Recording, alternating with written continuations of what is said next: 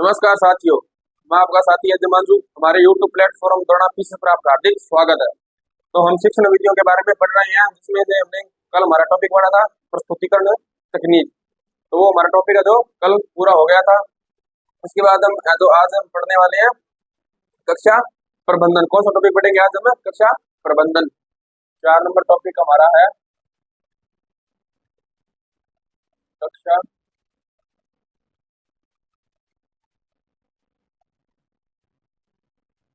प्रबंधन। तो कक्षा प्रबंधन में हम देखते हैं कि कक्षाओं में किस प्रकार से है जो मैनेजमेंट किया जाता है, कक्षा में किस प्रकार से है जो हमें रहना चाहिए, किस प्रकार बच्चों को जो कक्षा में जो रखना चाहिए, वो सब है जो हम आज की क्लास में जो पढ़ेंगे। सबसे पहले हम देखेंगे किसी भी उद्देश्य की प्राप्ति के लिए क्या है, किसी भी उद्देश्य की प्राप्ति के लिए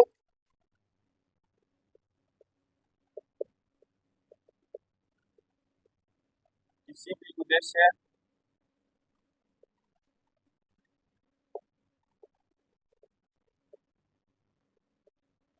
की प्राप्ति के लिए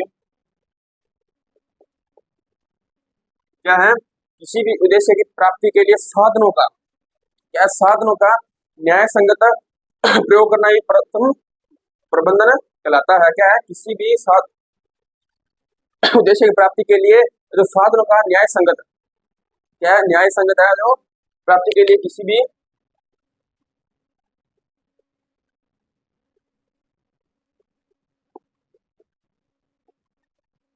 साधन का न्याय संगत या न्याय संगत प्रयोग करना ही प्रबंधन है जो कहलाता है। न्याय संगत प्रयोग करना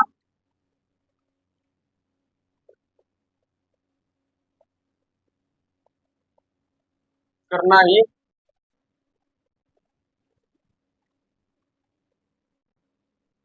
प्रबंध कहलाता है। क्या है? किसी भी उद्देश्य की प्राप्ति के लिए जो किसी भी उद्देश्य को प्राप्त करने के लिए हमें जो साधन, किसी भी साधन का उसका न्याय संगत का प्रयोग करना ही है जो प्रबंधन है जो कहलाता है। न्याय संगत का प्रयोग करना ही है जो क्या कहलाता है? प्रबंधन कहलाता है। अब लक्ष्यों की सफलतापूर्वक प्राप्ति, लक्ष्य की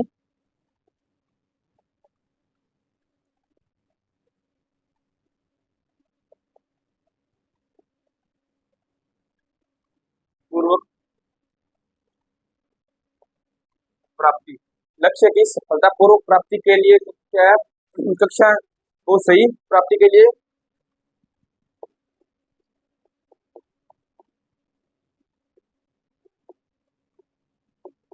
कक्षा को सही रूप से जो व्यवस्थित करना क्या कक्षा प्रबंधन कहलाता है। सही रूप से कक्षा को सही रूप से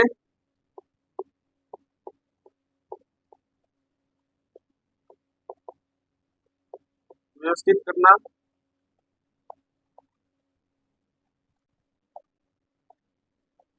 कक्षा प्रबंधन कहलाता है। क्या है? लक्ष्य की सफलता पूर्वक प्राप्ति के लिए कक्षा को सही रूप से व्यवस्थित करना ही है जो कक्षा प्रबंधन कहलाता है। लक्ष्य की जो सफलता को हम प्राप्त करते हैं तो सबसे पहले कक्षा को सही रूप से जो व्यवस्था करना, व्यवस्था से बिठाना कक्षा को जो करना ही क्या कक्षा प्रबंधन का कहलाता है।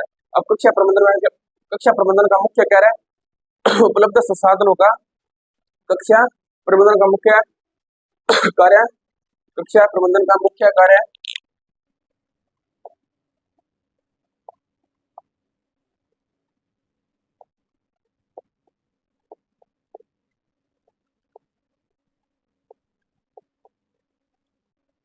मुख्य कार्य है उपलब्ध साधनों का जो अधिकतम उपयोग करना। मुख्य साधनों का कार्य है मुख्य कार्य है उपलब्ध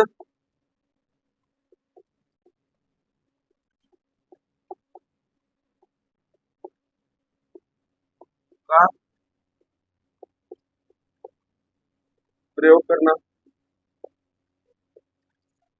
तो कक्षा प्रबंधन का मुख्य कार्य होता है जो उपलब्ध साधन है उसका प्रयोग करने करके विद्यार्थियों के लिए प्रदान करना, विद्यार्थियों के लिए प्रयोग करना और विद्यार्थियों के लिए प्रदान करना।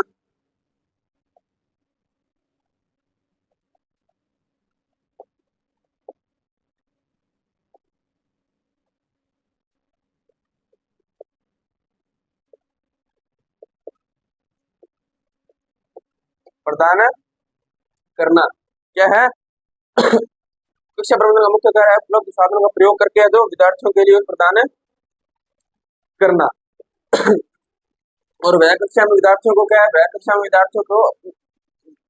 विद्यार्थियों को है जो अपने से पहले उपलब्ध कक्षा में विद्यार्थियों के आने से पहले उपलब्ध उपकरणों का निरीक्षण करना।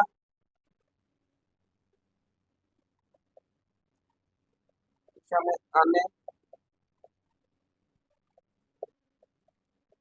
पहले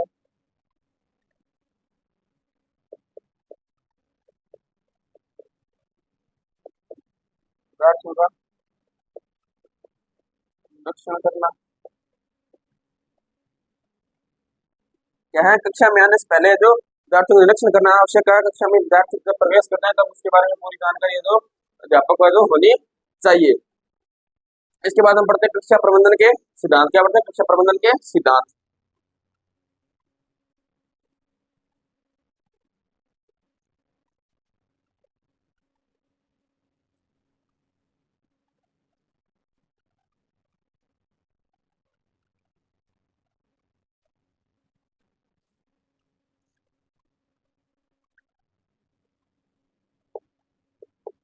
कक्षा प्रबंधन के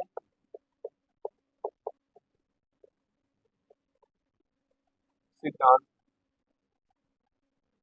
कक्षा प्रबंधन के सिद्धांत के बारे में पढ़ना। तो सबसे पहले कौन सा सिद्धांत है? समय स्थान की पूर्व सूचना। समय है स्थान की पूर्व सूचना। समय है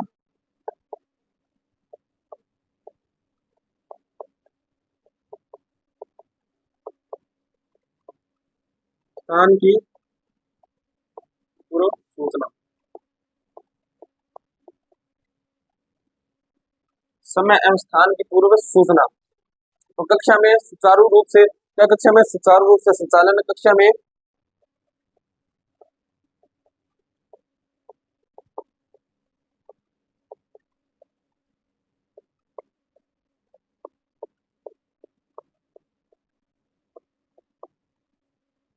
संचालन। कक्षा में सुचारू रूप से संचालन के लिए आवश्यक है क्या है? कक्षा में सुचारू रूप से संचालन के लिए आवश्यक है कि कक्षा प्रबंधन कक्षा का स्थान संचालन के लिए आवश्यक है रूप से संचालन के लिए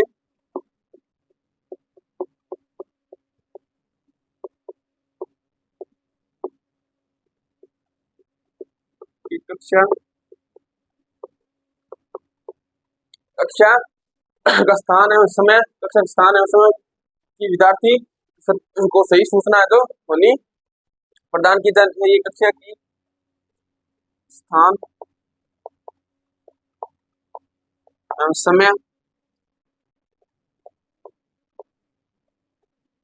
की सूचना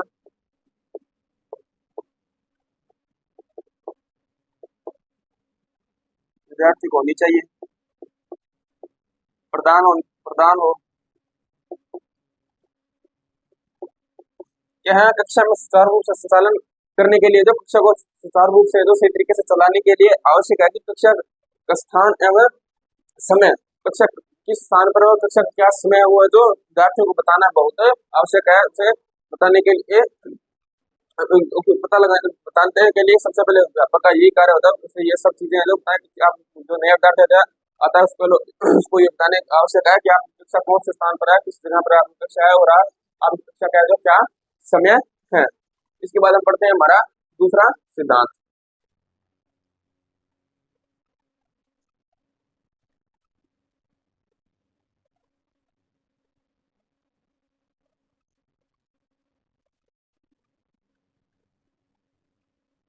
तो दूसरा सिद्धांत कौन सा? हमारा साधन एवं सामग्री प्राप्त व्यवस्था।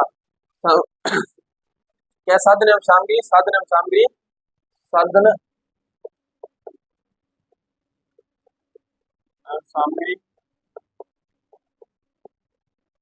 साधन एवं सामग्री प्राप्त व्यवस्था। प्राप्त सामग्री प्राप्त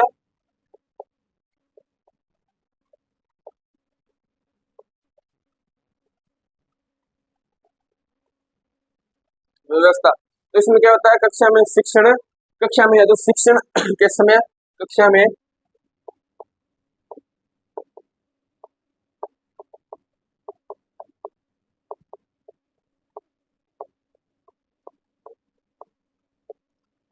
शिक्षण के समय उपयोग आने वाली जो सामग्री प्राप्त उपलब्ध होनी चाहिए।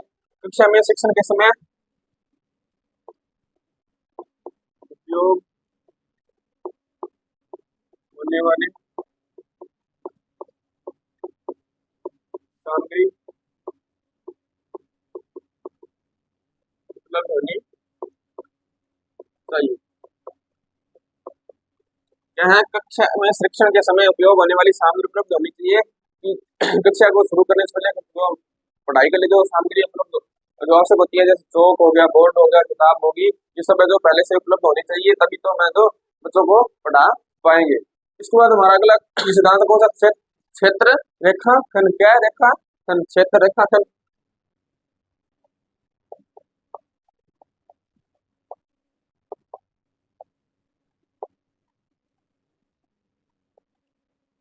क्षेत्र रेखांकन इसमें क्या होता है, गतिविधि के क्षेत्र, गतिविधि के क्षेत्र को सही गतिविधि के क्षेत्र को सही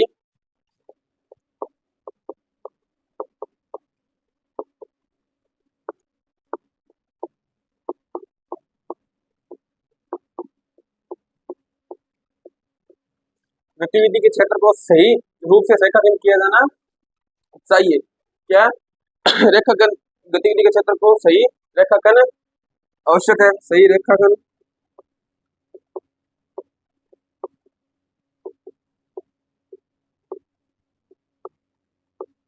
आवश्यक है। क्या गतिविधि के क्षेत्र को सही रेखांकन आवश्यक है? किसी भी गतिविधि को क्षेत्र में हमें शुरू करते हैं उसे सही रेखांकन करना सबसे पहले बहुत आवश्यक है। इसके बाद हमारा अगला सिद्धांत कौन सा पढ़ते हैं, तो उद्देश्यों की स्पष्टता। क्या है, उद्देश्यों की स्पष्टता।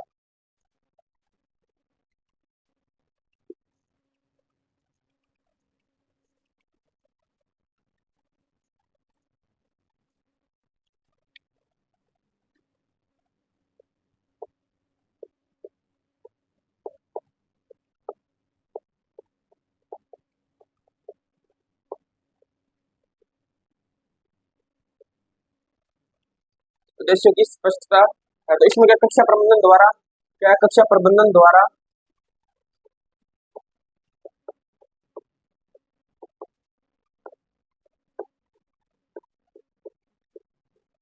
कक्षा प्रबंधन द्वारा कक्षा के उद्देश्य से निर्धारित, कक्षा प्रबंधन के द्वारा कक्षा के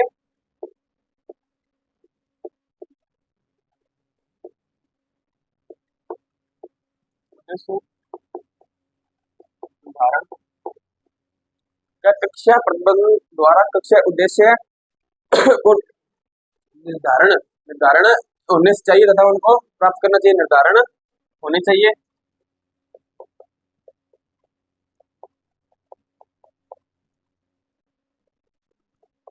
और उन्हें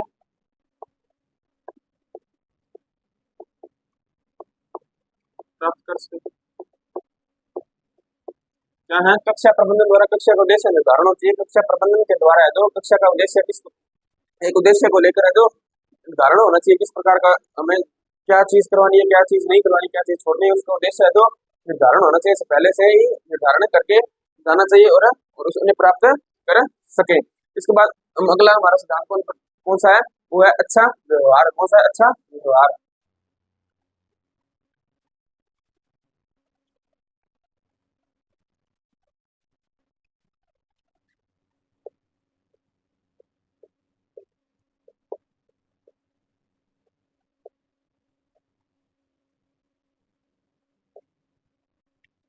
अच्छा व्यवहार, तो इसमें क्या होता है, अध्यापक क्या है, विद्यार्थी के प्रति जो व्यवहार है जो अच्छा रखना चाहिए, अध्यापक के प्रति व्यवहार है जो क्या क्या होना चाहिए, जो सही होना चाहिए।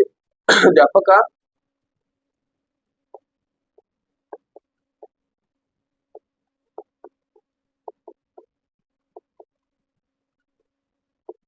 विद्यार्थी के प्रति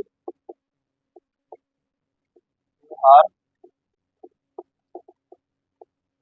सही होना चाहिए। क्या है, अध्यापक के द्वारा विद्यार्थी के प्रति व्यवहार है जो सही होना चाहिए, जिस विद्यार्थी की क्रिया के प्रति है जो जिसे विद्यार्थी की क्रिया के प्रति है तो क्या जी रुचि दिखाए, क्या अपनी रुचि दिखाए, जिसके जिससे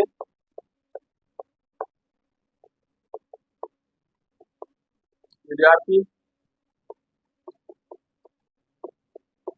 क्रिया के प्रति अपनी रुचि दिखाए। क्या है अध्यापक का जो विद्यार्थी के प्रति जो व्यवहार है कैसा होना चाहिए, वो अच्छा होना चाहिए, सही होना चाहिए, और विद्यार्थियों को जो हर चीज में मदद करनी चाहिए, वो व्यवहार उनसे अच्छा मोह प्रेम है जो रखना कि जिस विद्यार्थी है तो उससे अध्यापक से डरेगा नहीं, हो रहा है जो उसकी बातें मानेगा, और जिस वजह से विद्यार्थी अपनी क्रिया के प्रति है जो रुचि दिखाएगा। अगर अध्यापक का व्यवहार अच्छा होगा, अगर अध्यापक के बच्चे को अच्छे प्रेम से पढ़ाएगा, अच्छे प्रेम से इसे सिखाएगा, तब जो विद्यार्थी भी अच्छा अध्यापक के प्रति रहेगा और अपने कार्य को करने में के प्रति जो अपनी रुचि है जो दिखाएगा। इसके बाद हमारा अगला सिद्धांत में कार्य क्षमता है योग्यता। कार्य क्षमता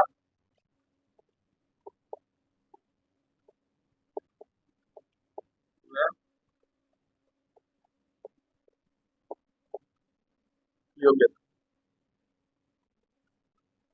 कार्य क्षमता है योग्यता। तो इसमें क्या होता है, अध्यापक को विद्यार्थियों के अध्यापक को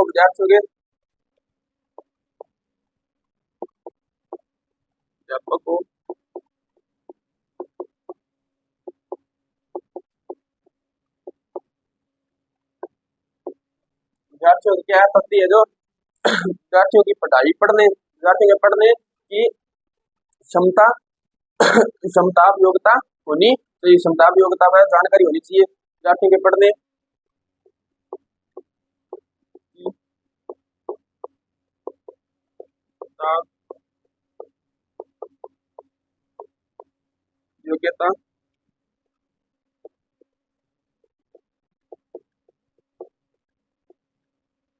चाहिए। अध्यापक को विद्यार्थी के पढ़ने की क्षमता योग्यता होनी चाहिए। अध्यापक को विद्यार्थी को ऐसा कुछ करना चाहिए जो विद्यार्थी है जो अपना खुद से पढ़ सके और अपना खुद सिद्ध जो कर सके।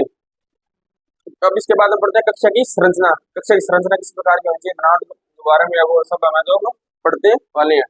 क्या पढ़ेंगे अब हम, कक्षा की संरचना।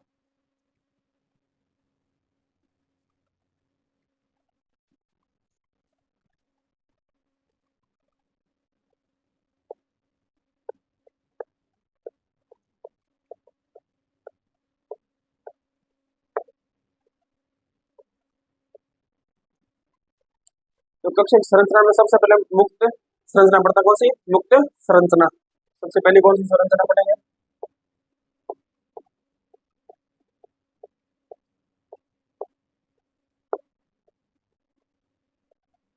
मुक्त संरचना। तो मुक्त संरचना में क्या होता है, तो इसमें विद्यार्थी इसमें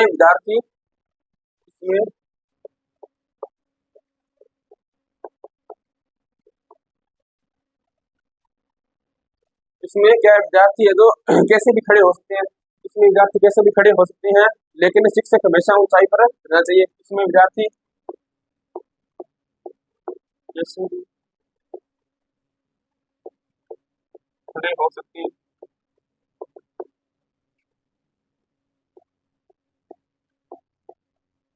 क्या है, इसमें विद्यार्थी कैसे भी खड़े हो सकते हैं। विद्यार्थी अपने आप जो किसी भी प्रकार से जो हम प्रेयर बोलते हैं उसमें या किसी अन्य कार्य में जो कैसे भी खड़े हो सकते हैं, अपनी मर्जी से जो खड़े हो सकते हैं, वो मुक्त होते हैं। और लेकिन इसमें जो अध्यापक है वो हमेशा ऊंचाई पर होना चाहिए, बच्चों से ऊंचाई पर रहना चाहिए। क्या इसमें, लेकिन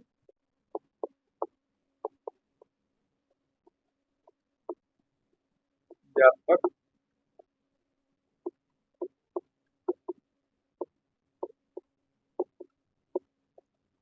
ऊंचाई पर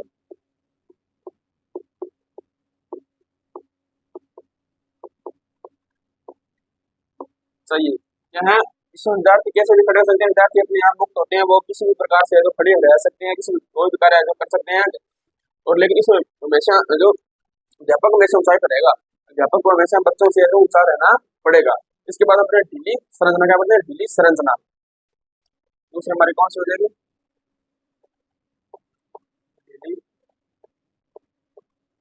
संरचना। तो ढीली संरचना में क्या होता है, अध्यापक द्वारा विद्यार्थियों, क्या होता है ढीली संरचना में अध्यापक द्वारा विद्यार्थियों,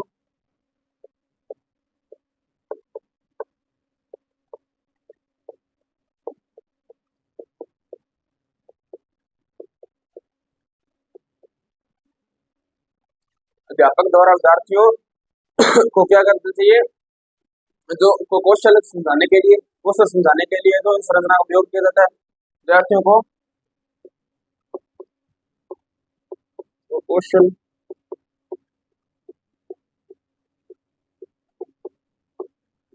समझाने के लिए इस विधि का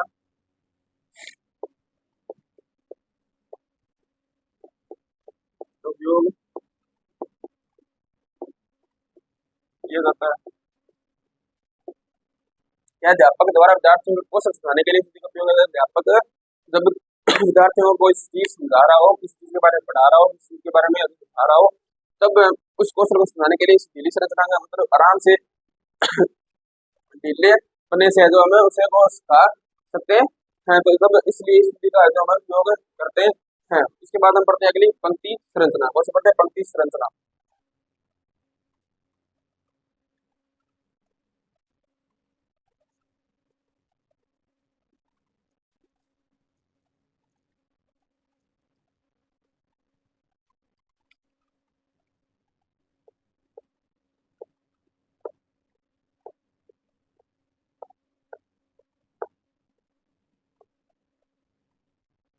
तो पंक्ति संरचना में क्या होता है, उपस्थिति उपस्थिति लेने तथा विषय को समझाने, उपस्थिति लेने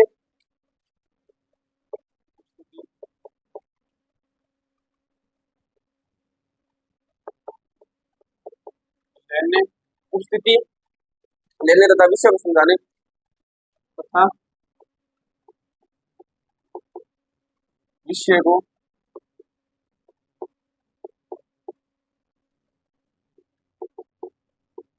समझाने, उपस्थिति लेने तथा विषय को समझाने के लिए जो के तौर पर संरचना का उपयोग किया जाता है। उपस्थिति लेने तथा विषय को समझाने के लिए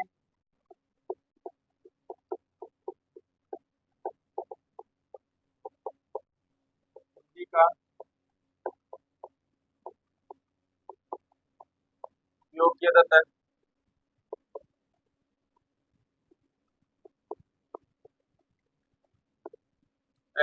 क्या है, पंक्ति संरचना कब उपस्थिति लेते हैं, तब हम जो पंक्ति बनाकर जो उपस्थिति लेते हैं तो उससे वो आसानी होती है, इसलिए पंक्ति बनाकर उपस्थिति लेना।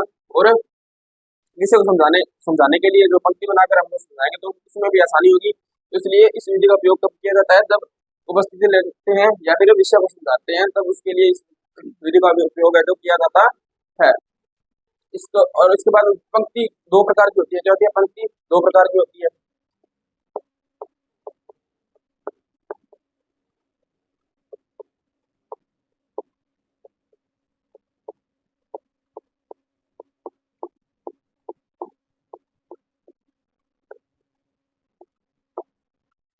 क्या पंक्ति दो प्रकार के, सिंगल और डबल। कौन कौन से, सिंगल और डबल लाइन, सिंगल और तो दो डबल लाइन।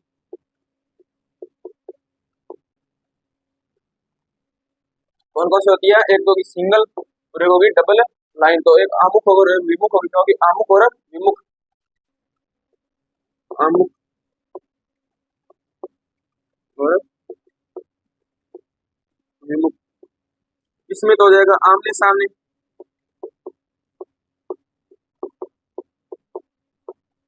और इसमें हो जाएगा पीठ पीछे।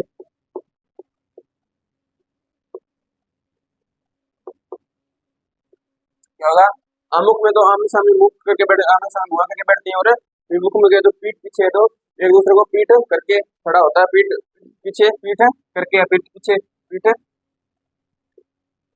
करके। तो यह पंक्ति कितने प्रकार की, दो प्रकार की होती है, सिंगल डबल, जिसे आमुख जिसे आमने सामने बैठते हैं और खड़े होते हैं, और विमुख में पीठ करके जो खड़े होते है। इसके बाद में बढ़ते हैं हमारा अगला संरचना कौन सी होती है, वो होती है फाइल संरचना। कौन सी पढ़ेंगे, फाइल संरचना के बारे में जो है पढ़ेंगे।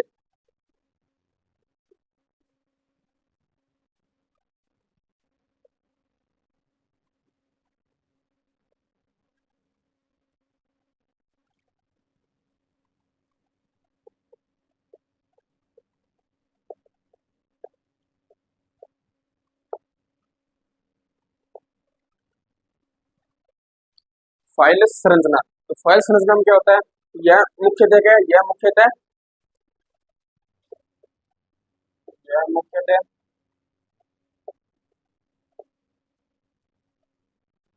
क्या है, यह मुख्यतः पीटी परेड तथा ड्रिल, यह मुख्यतः पीटी परेड तथा ड्रिल,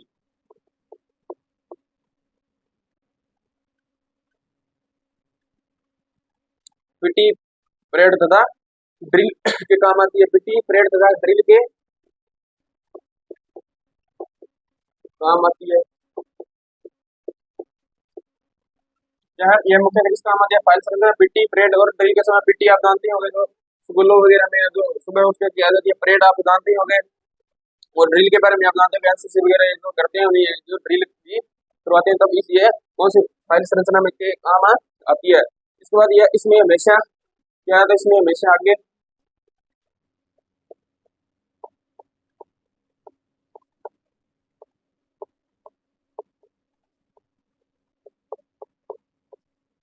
क्या है, इसमें हमेशा क्या होती है, इसमें हमेशा जो आगे से पीछे, आगे से पीछे का तथा आगे से पीछे तथा दाएं से बाएं, दाएं से बाएं, आगे से पीछे और दाएं से बाएं,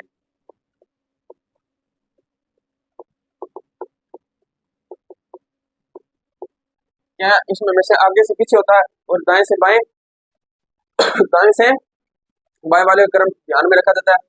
दाएं से बाएं वाले का क्रम ध्यान में रखा जाता है। क्या है, इसमें हमेशा आगे से पीछे, जो आगे से पीछे चलता हो और दाएं से बाएं जो पंक्ति बनी होती है, क्रम बना होता है, उस क्रम का जो ध्यान रखा जाता है। तो इसी के साथ आज की हमारी क्लास यही समाप्त होती है। अगर आपको हमारी क्लास अच्छी लगे, हमारे यूट्यूब प्लेटफॉर्म द्वारा आप इसे लाइक करें, सब्सक्राइब करें। जो कल की हमारे कुछ संरचनाएं बच गई वो हमारे जो कल की क्लास में जो पढ़ेंगे। धन्यवाद।